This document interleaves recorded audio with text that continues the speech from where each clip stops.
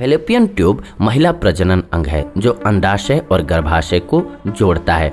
Ovulation के दौरान हर महीने फैलोपियन ट्यूब से एक अंडे को अंडाशय से गर्भाशय तक ले जाता है। तो इसलिए हम आपको बता दें कि गर्भधान फैलोपियन ट्यूब में ही होता है। यदि एक अंडे को शुक्राणु द्वारा निषेचित यानी कि फर्टिलाइज्ड किया जाए तो यह आरोपण के लिए ट्यूब से गर्भाशय में चला जाता है, लेकिन यदि फैलोपियन ट्यूब में बाधा हो तो अंडा गर्भाशय तक नहीं पहुंच पाता और न ही शुक्राणु अंडे तक पहुंच पाता है, जिसके चलते प्रजनन की प्रक्रिया अधूरी रह जाती है और महिलाएं गर्भधारण नहीं कर पाती हैं। अवरुद्ध फैलोपियन ट्यूब की समस्या एक या दोनों ट्यूब्स में हो सकती है और ये भी जान लीजिए कि 40% मामलों में बांझपन का कारण ही फैलोपियन ट्यूब में ब्लॉकेज का होना होता है। जी हाँ, तो ब्लॉक फैलोपियन ट्यूब के लक्षण क्या हैं, कैसे आप पहचानेंगे कि आपकी फैलोपियन ट्यूब जो है वो ब्लॉक है। अवरुद्ध या ब्लॉक्ड फैलोपियन ट्यूब के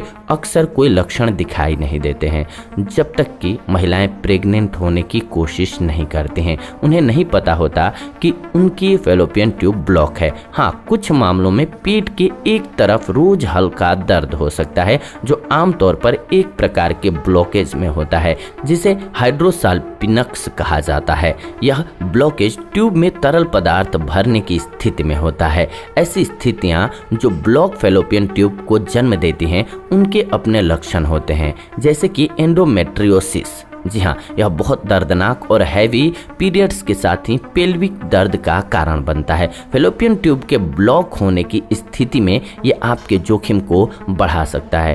तो अब फैलोपियन ट्यूब ब्लॉकेज के प्रकार कौन कौन से हैं ये समझना जरूरी हो जाता है। इस स्थिति में कहा जाता है कि अवरुद्ध फैलोपियन ट्यूब लगभग 40% महिलाओं में बांझपन का सबसे आम कारण होता है और बड़ा कारण है। फैलोपियन ट्यूब वो कैनाल हैं जिनके माध्यम से अंडा गर्भाशय तक पहुंचने के लिए यात्रा करता है और इन ट्यूबों की रुकावट इस पर रोक लगा सकती है। ट्यूबों के विभिन्न हिस्सों के आधार पर रुकावट का यह रूप कई प्रकार का होता है। फैलोपियन ट्यूब में ब्लॉकेज के स्थान के आधार पर 3 प्रकार के ब्लॉकेज पाए जाते हैं, जैसे कि प्रॉक्सिमल फैलोपियन ट्यूब ब्लॉकेज। जी हाँ, जब गर्भाशय के पास ब्लॉकेज होती है तो यह समस्या गर्भपात, सिजेरियन सेक्शन या फिर PID यानी कि पेल्विक इन्फ्लेमेटरी डिजीज से जुड़ी जटिलताओं के कारण होती है। इसके अलावा दूसरा है middle fallopian tube blockage, fallopian tube के बीच में ब्लॉकेज हो जाती है। और तीसरा है डिस्टल अवरोध। जी हाँ, फिम्ब्रिया के पास ब्लॉकेज जहाँ फैलोपियन ट्यूब खत्म होती है उसके पास होता है। यह एक प्रकार की रुकावट है जिसमें फैलोपियन ट्यूब का वह भाग जो अंडाशय के करीब होता है प्रभावित हो जाता है और आमतौर पर हाइड्रोसप्लिंक्स यानी कि ऐसी स्थिति जिसमें फैलोपियन ट्यूब द्रव से भर जाता है, इसके रूप में ये जाना जाता है। तो ब्लॉक फैलोपियन ट्यूब के कारण क्या होते हैं, क्यों ये ब्लॉक होता है, सबसे पहले ये जान लीजिए। जब ये जानेंगे तो इसको दूर करना आसान होगा। अक्सर फैलोपियन ट्यूब स्कार टिश्यू और पेल्विक असंजनों की वजह से ब्लॉक होते हैं, जिसके की कई सारे कारण होते हैं जिनके बारे में आइए अब जान लेते हैं। फैलोपियन ट्यूब में ब्लॉकेज का मुख्य कारण पेल्विक इन्फ्लेमेटरी डिजीज होता है। यह बीमारी स्कारिंग और हाइड्रोसाल्पिनक्स का कारण बन सकती है। एंडोमेट्रियल टिश्यू भी फैलोपियन ट्यूब को ब्लॉक करने का कारण है। यदि इन टिश्यू का निर्माण फैलोपियन ट्यूब में हो तो यह इसे ब्लॉक कर देते हैं। अन्य अंगों के बाहर भी एंडोमेट्रियल टिश्यू आसंजन का कारण बन सकते हैं जो कि फैलोपियन ट्यूब को ब्लॉक कर देता है। क्लेमाइडिया और गोनोरिया फैलोपियन ट्यूब में स्कोरिंग और पेल्विक सूजन की बीमारी का कारण बन जाते हैं। एक्टोपिन प्रेगनेंसी भी ब्लॉक्ड फैलोपियन ट्यूब का अन्य कारण होता है। अगर आपको पहले भी एक्टोपिक प्रेगनेंसी यानी कि जब भ्रूण गर्भाशय की जगह फैलोपियन ट्यूब या फिर पेट में ठहर जाता है तो उसे एक्टोपिक प्रेगनेंसी कहते हैं। तो इसी की हम बात कर रहे हैं। अगर ये समस्या आपको पहले भी हुई है तो यह आपकी फैलोपियन ट्यूब ब्लॉक होने का बड़ा कारण बन सकता है। जी हाँ, फाइब्रोइड्स भी फैलोपियन ट्यूब के ब्लॉक होने की वजह बन सकता है। ये ट्यूब को ब्लॉक करते हैं, खास तौर से वहाँ जहाँ ये गर्भाशय से जुड़ते हैं। फेलोपियन ट्यूब में पहले कभी हुई सर्जरी भी ट्यूब में ब्लॉकेज का कारण बन जाती है। टीबी जैसी बीमारी फेलोपियन ट्यूबों और गर्भाशय में गर्भधारण की संभावनाओं पर असर डाल सकती है। कई बार हार्मोन्स में गड़बड़ी होने के कारण भी फेलोपियन ट्यूब में ब्लॉकेज की संभावना बढ़ जाती है। कुछ स्थितियों में अपेंडिक्स के कारण भी फेलोपियन ट्यूब में रुकावट आ सकती है। कई महिलाओं को बचपन से ही ट्यूब में ब्लॉकेज की समस्या होने लग जाती है, इसीलिए कई बार वे मां बनने से वंचित रह जाती हैं। हालांकि आप ब्लॉक्ड फेलोपियन ट्यूब के कई कारणों को नहीं रोक सकते हैं, लेकिन संभोग के दौरान कंडोम का उपयोग करके एसटीआई के जोखिम को कम कर सकते हैं। जी हाँ, जिससे कि आपको राहत मिलेगी। ब्लॉक्ड फेलोपियन ट्यूब का प्रजनन क्षमता पर क्या असर होता है, अब आपके मन में ये सवाल आ रहा होगा। तो ब्लॉक या फिर अवरुद्ध फेलोपियन ट्यूब बांझपन का एक सामान्य कारण होता है। शुक्राणु और अंडा फर्टिलाइजेशन के लिए फेलोपियन ट्यूब में मिलते हैं, लेकिन अगर ट्यूब में ब्लॉकेज हो तो यह प्रक्रिया रुक जाती है। अगर किसी मामले में दोनों ही ट्यूब में ब्लॉकेज है तो उपचार के बिना गर्भधारण करना संभव ही नहीं हो पाता है। लेकिन यदि आंशिक तौर पर फेलोपियन ट्यूब ब्लॉक है तो संभावित रूप से महिला गर्भवती हो सकती है। हालांकि इससे अस्थानिक यानी कि एक्टोपिक प्रेगनेंसी का खतरा बढ़ जाता है। इसका कारण यह होता है कि निषेचित अंडे के लिए ब्लॉकेज से गर्भाशय तक पहुंचना मुश्किल हो जाता है। इन मामलों में ज्यादातर आईवीएफ इन विट्रो फर्टिलाइजेशन की मदद लेनी पड़ती है, लेकिन इस तकनीक का सहारा लेना भी आपकी स्थिति पर निर्भर करता है। अवरुद्ध फेलोपियन ट्यूब के साथ ही गर्भवती होना मुश्किल हो सकता है, लेकिन असंभव नहीं है। इस तरह की जटिलता का इलाज करने के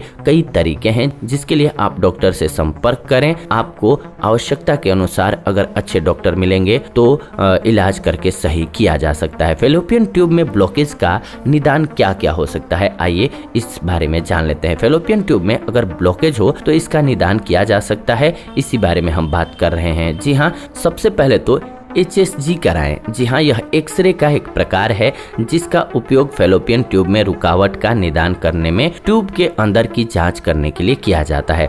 डॉक्टर HSG के दौरान एक डाई का यूज करते हैं जो ट्यूब के अंदर देखने में मदद करती है। यह ट्रीटमेंट मासिक धर्म चक्र के पहले छमाही के भीतर ही किया जाना जरूरी होता है। अगर HSG से बात न बने तो डॉक्टर लेप्रोस्कोपी का इस्तेमाल करते हैं। रुकावट दिखने पर अगर संभव हो तो वे इसे हटा भी सकते हैं। फेलोपियन ट्यूब में रुकावट के लिए उपचार क्या होता है? जी हाँ, फेलोपियन ट्यूब में रुकावट के कारण गर्भधारण करने में बहुत दिक्कत आती है। ऐसे में कई महिलाओं का सवाल होता है कि अवरुद्ध फेलोपियन ट्यूब के साथ गर्भधारण कैसे कर सकते हैं।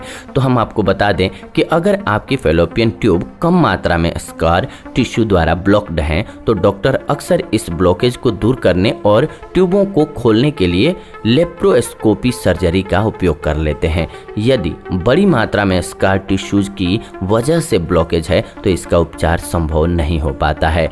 एक्टोपिक प्रेगनेंसी द्वारा क्षतिग्रस्त नलियों की मरम्मत करना एक विकल्प हो सकता है। इस स्थिति में अगर ब्लॉकेज फेलोपियन ट्यूब के डैमेज होने से हुआ है तो यह एक महिला की प्रजनन क्षमता को प्रभावित कर सकता है। ऐसे में एक सर्जन इस क्षतिग्रस्त हिस्से को हटा सकते हैं या फिर आईवीएफ का सहारा लेने की सलाह देते हैं। ब्लॉक्ड फेलोपियन ट्यूब से गर्भधारण की संभावना कितनी रहती है और क्या रहती है? तो ब्लॉक्ड फेलोपियन ट्यूब यानी कि जो ब्लॉक्ड फेलोपियन ट्यूब वाली महिलाएं होती हैं उनका उपचार किया जा सकता है। महिलाओं में बांझपन का एक आम कारण फेलोपियन ट्यूब का ब्लॉक होना माना जाता है, लेकिन इसका इलाज संभव है। चिकित्सा विज्ञान में प्रगति के साथ ही अब उन ब्लॉक्ड फेलोपियन ट्यूब वाली महिलाओं के लिए कई उपचारिक विकल्प उपलब्ध हैं जिनकी समस्या जटिल है। गर्भावस्था के लिए आपकी संभावना उपचार पद्धति और ब्लॉक की गंभीरता पर निर्भर करती है। एक सफल गर्भावस्था की संभावना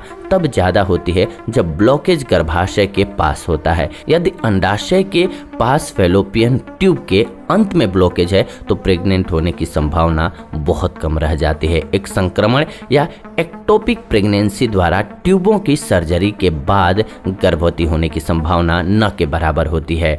यह इस बात पर निर्भर करता है कि ट्यूब को कितना हटाया जाएगा और किस हिस्से को हटाया जाएगा। एक सफल गर्भावस्था के लिए उपचार से पहले अपने डॉक्टर से बात करना बेहद जरूरी होता है, और जब आपको इन चीज़ों की नॉलेज रहेगी तो ही आप बात करेंगे तो आपको समझ भी आएगा कि क्या हो रहा है आपके साथ। आज की डेट में नॉलेज रखना इसलिए भी जरूरी हो जाता है क्योंकि जब आप किसी चीज़ के लिए जाते हैं, किसी भी कार्य के लिए, और आपके मन में संदेह रह जाता है या फिर कई जगह ऐसा किया जा रहा है, इसी वजह से ये संदेह भी उत्पन्न होता है कि हो सकता है कि कई बार गलत भी ऑपरेशन हो जाता है जिसका कोई फायदा लोगों को नहीं हो पाता है। तो डॉक्टर्स क्या बता रहे हैं इसको समझने के लिए भी इस बारे में आपका जानकारी पूर्ण होना बहुत जरूरी है। आपके पास जानकारी होगी तो वो क्या कह रहे हैं और क्या देख रहे हैं इसको आप समझ पाएंगे, फिर आप करेक्ट इलाज और करेक्ट डिसीजन ले पाएंगे। इसीलिए बेहद जरूरी है कि नॉलेज रखें।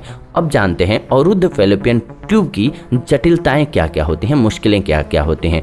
ब्लॉक्ड फैलोपियन ट्यूब और उपचार की सबसे आम जो जटिलता होती है, मुश्किल होती है, वो ये होती है कि अस्थानिक गर्भावस्था यानी कि एक्टोपिक प्रेगनेंसी। जी हाँ, जो कि गर्भाशय में आपका बच्चा न बन करके बाहर बन जाता है। यदि एक फैलोपियन ट्यूब आंशिक रूप से ब्लॉक्ड है तो एक अंडा फर्टिलाइज तो हो सकता है लेकिन यह ट्यूब में फंस सकता है। फैलोपियन ट्यूब के हिस्से को हटाने वाली सर्जरी भी एक्टोपिक गर्भावस्था का खतरा बढ़ा देती है।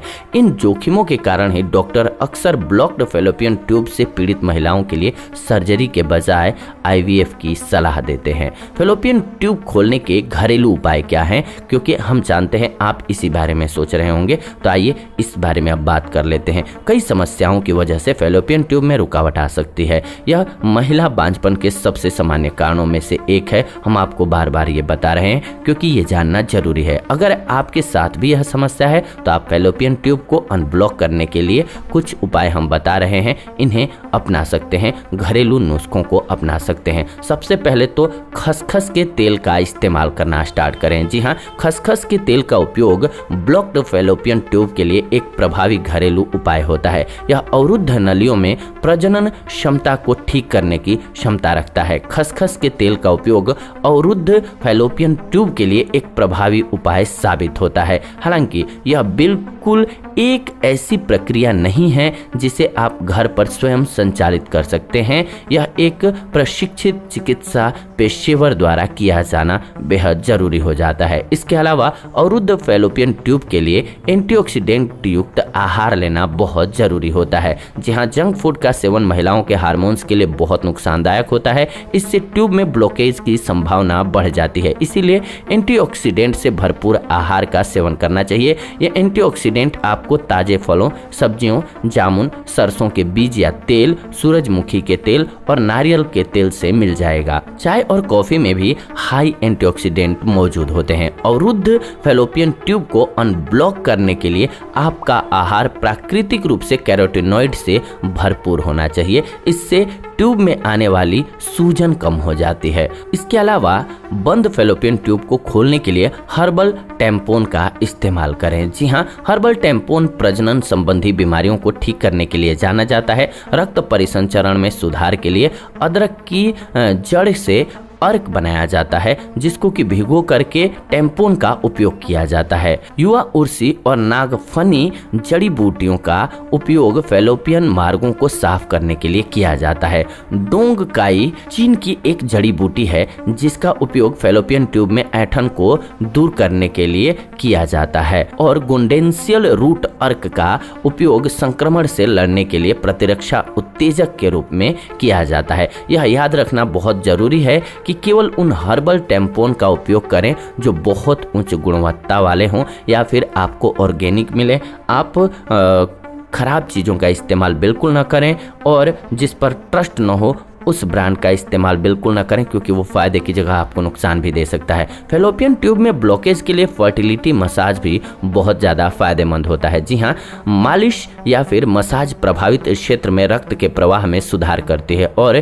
टिश्यू में आ रही सूजन को कम करती है। इसके लिए सबसे पहले आप पीठ के बल लेट जाएं, अपनी श्रेणी को थोड़ा आराम दें और अपने निचले पेट की गर्म जैतून के तेल से मालिश कराएं। मालिश करते समय श्रेणी क्षेत्र को अपनी नाभि से धीरे से अपनी ओर ऊपर खींचने का प्रयास करें। यह वह क्षेत्र होता है जहां आपका गर्भाशय स्थित होता है। लगभग 10 सेकेंड के लिए ऐसे ही रहें और हाथों को ढीला छोड़ दें। हर दिन 10 से 20 मिनट तक इस प्रक्रिया को दोहराएं, बेहतर हो सकती है स्थिति। इसके अलावा अवरुद्ध फैलोपियन ट्यूब का प्राकृतिक उपचार आप अरंडी के तेल से कर सकते हैं। जी हाँ, अरंडी का तेल मालिश के लिए बहुत अच्छा होता है और शरीर में कई बीमारियों के उपचार में उपयोग किया जाता है। इसकी औषधीय गुणवत्ता इसको खास बनाती है। यह संचलन और सलीका प्रणाली को अच्छे परिसंचरण में बदलती है, जिससे कि आपको फायदा होता है। यह मार्ग में बाधाओं को दूर करके तरल पदार्थों के प्रवाह में सुधार करता है। निचले पेट पर अरंडी के तेल से मालिश करना इसीलिए आपके गर्भाशय के आसपास सलीका प्रणाली की उत्तेजना को अनुमति देने का एक शानदार तरीका होता है। जब आप रात को सोने जाते हैं तो आप अपने पेट पर अरंडी के तेल के पैक का उपयोग कर सकते हैं। इसके चिकित्सकीय प्रभावों का अनुभव करने के लिए आपको इसे 2 महीने तक उपयोग करना होगा। आप सोचेंगे कि तुरंत आपको लाभ मिल जाए, तो नहीं होगा। 2 महीने तक लगातार मालिश कीजिए। इसके अलावा खाने में हमने जो चीज़ें बताई हैं इनका उपयोग करते रहिए, आपको डेफिनेटली फायदा होगा। आपको इसे 2 महीने तक उपयोग करना है। यह फर्टिलिटी मसाज के साथ ही सबसे अच्छा कार्य करता है, आपके माँ बनने में मदद करने में, साथ ही साथ फिट रखने में आपके गर्भाशय को।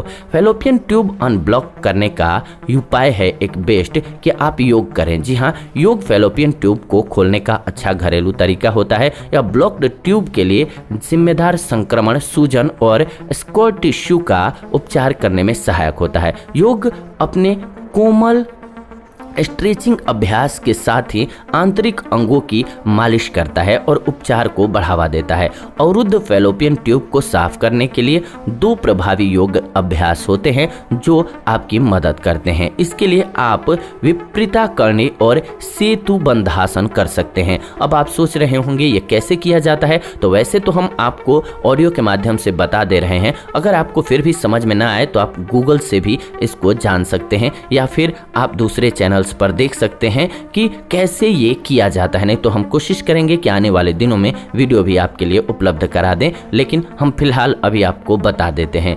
विपरीता करणी एक व्यायाम है जो कि पेट पर फैलोपियन ट्यूब को स्वाभाविक रूप से अनब्लॉक करने के लिए कार्य करता है। इससे वॉल पर पैर पोज यानी कि legs on the wall pose के रूप में भी जाना जाता है।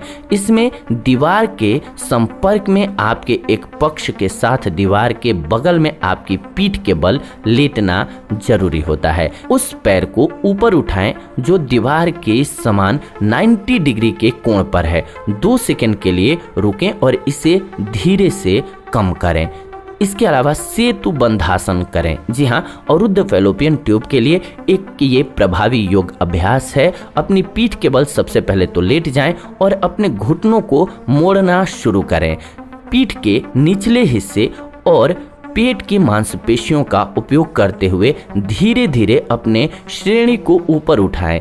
जैसे आप श्वास लेते हैं वैसे सांस लेते हुए इसे नीचे लाएं। शुरुआती स्थिति में वापस चले जाएं, यानी कि पीठ के बल आपको लेट जाना है और आपको करना क्या है कि अपने पैरों को मोड़ना है घुटनों से और इसके बाद पैरों के तलवे पर पूरा वेट देते हुए और अपने कंधे पर और सिर पर पूरा वजन देते हुए कमर को ऊपर बिल्कुल उठाना है, जितना उठा सके। अगर ये अभ्यास करते हैं और जो चीज़ें हमने बताई इनका सेवन करते हैं तो आपके ब्लॉकेज को ओपन करने के लिए ये बेस्ट होता है। फेलोपियन ट्यूब में ब्लॉकेज को रोकने के लिए आप अदरक के सेवन का भी मात्रा बढ़ा दें अपने जीवन में। जी हाँ, अदरक, दालचीनी, हल्दी और लहसुन फेलोपियन ट्यूब की रुकावट को रोकने के लिए जाने जाते हैं। आप इन सभी जड़ी बूटियों को मिला करके एक अच्छी चाय बना करके भी पी सकते हैं, इससे बहुत फायदा होगा। अवरुद्ध फेलोपियन ट्यूब को खोलने के लिए आप मेडिटेशन करें। जी हाँ, स्वास्थ्य समस्याओं में तनाव का बहुत अहम रोल होता है। ये महिलाओं के बांझपन का प्रमुख कारण है। शरीर को शांत करने और हार्मोन के स्तर को संतुलित रखने के लिए हर दिन थोड़ा समय निकाल करके मेडिटेशन जरूर करें। सुबह और शाम का समय ध्यान करने के लिए आदर्श समय होता है। अपने आहार में विटामिन सी युक्त खाद्य पदार्थों को शामिल करें, आपको फायदा होगा। जी हाँ, विटामिन सी प्रतिरक्षा शक्ति को बढ़ावा देता है और हमारे खाद्य पदार्थों में आयरन के अवशोषण के लिए आवश्यक होता है। फेलोपियन ट्यूब में संक्रमण के कारण होने वाली रुकावट पर्याप्त विटामिन सी से भरपूर खाद्य पदार्थों के सेवन से ठीक हो सकती है। खट्टे फल जैसे कि संतरे और नींबू विटामिन सी से भरपूर होते हैं। इनके अलावा आप अंगूर, स्ट्रॉबेरी, बेल पेपर, ब्रोकली, हरी मिर्च और कीवी भी सेवन में जरूर लाएं, क्योंकि इससे आपको फायदा होगा। फेलोपियन ट्यूब के ब्लॉक होने से बचने के लिए आप धूम्रपान से बचें। जी हाँ, शराब और तंबाकू दोनों ही महिलाओं की प्रजनन क्षमता पर असर डालते हैं। इनके सेवन से फेलोपियन ट्यूब के बंद होने की संभावना बढ़ जाती है और गर्भ धारण करने में बहुत मुश्किल आती है। यदि आपको हर दिन ज्यादा स्मोकिंग या फिर शराब पीने की लत है तो गर्भ धारण करने से पहले इसे छोड़ना बहुत जरूरी होता है। अवरुद्ध फेलोपियन ट्यूब या ब्लॉक्ड फेलोपियन ट्यूब बांझपन का कारण हो सकती है। इसके बावजूद एक महिला उपचारों की मदद से गर्भ धारण कर सकती है। कई मामलों में लेप्रोस्कोपिक सर्जरी के जरिए ब्लॉकेज को हटाया जाता है। अगर इससे भी बात न बने तो डॉक्टर IVF की मदद से बच्चा पैदा करने की आपको सलाह देते हैं। तो इन बातों को जानें और ध्यान में रखें ताकि आपको जब भी कभी समस्या हो तो उससे निपटने में आसानी हो। अगर आपको नॉलेज होगी तो समस्या से लड़ना आसान हो जाता है। इन घरेलू चीज़ों का इस्तेमाल इसीलिए कहा जाता है कि बचपन से ही कराएं बच्चों को, ताकि वो स्वस्थ रहें, उनको ये सब समस्याएं आए ही ना, ये बेहद ज़रूरी हो जाता है। तो ये आज की वीडियो रही आप सभी के लिए। ऐसी ही नॉलेजफुल वीडियो के लिए चैनल को सब्सक्राइब करके हमारे साथ जुड़ जाएं और बेल नोटिफिकेशन को ऑन कर लें, ताकि नई वीडियो आप सभी के लिए जब भी हम लेकर के आए नोटिफिकेशन आपको सबसे पहले मिले। लाइक कीजिए, वीडियो पसंद आया तो शेयर कीजिए उन लोगों के साथ जिनको इसकी जरूरत है, और कमेंट कीजिए आपके मन में कोई भी सेहत संबंधी सवाल है तो, या इस वीडियो से रिलेटेड सवाल है तो हम आने वाले दिनों में उन टॉपिक्स पर आपके लिए वीडियो जरूर बना देंगे। रिप्लाई करना संभव नहीं हो पाता है, इसके लिए क्षमा चाहेंगे, लेकिन आपके लिए वीडियो हम आने वाले दिनों में उन टॉपिक्स पर जरूर बना देंगे, क्योंकि हम आप सभी के सारे कमेंट्स पर ध्यान जरूर रखते हैं। यह आज की वीडियो रही। ऐसी ही नॉलेजफुल वीडियो के लिए आप हमसे जुड़े रहें। धन्यवाद। मिलते हैं नई वीडियो में नई जानकारी के साथ। तब तक आप सभी खुश रहें।